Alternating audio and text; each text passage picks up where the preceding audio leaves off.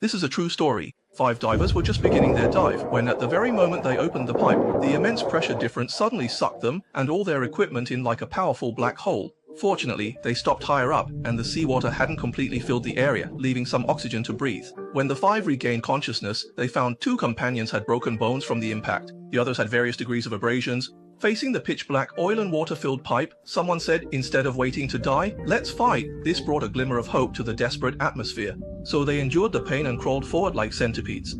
An hour later, Chris at the front noticed the water level rising. Moving forward requires diving into the water, but the diving equipment for 5 people was long gone. Even worse, the distance ahead was unknown and 2 teammates were injured. Any mistake in the water could mean death for everyone. Chris made the decision to dive alone, promising to return with help if he managed to make it out safely. If he didn't return, it meant he had perished. As Chris felt the suffocation growing stronger, he reached a second air chamber. Gasping for air, he saw that the pipe ahead was almost completely flooded with water. After a brief rest, Chris took a deep breath and dove underwater. As the oxygen in his lungs depleted, Chris was in agony. Luckily, his hand suddenly touched something.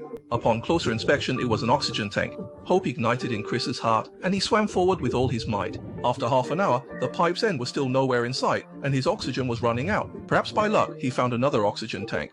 Ignoring the mixed smell of oil and seawater, he put the tube in his mouth and continued groping in the dark.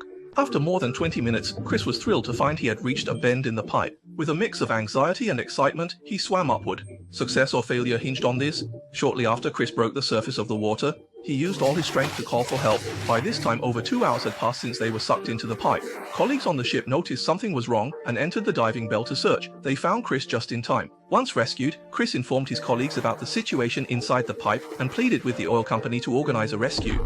He then collapsed from exhaustion and fell into a coma. When he woke up in the hospital, he first inquired about the rescue. The response he received made him furious. The company sent people to check the underwater situation. They received responses from the trapped individuals by knocking on the pipe.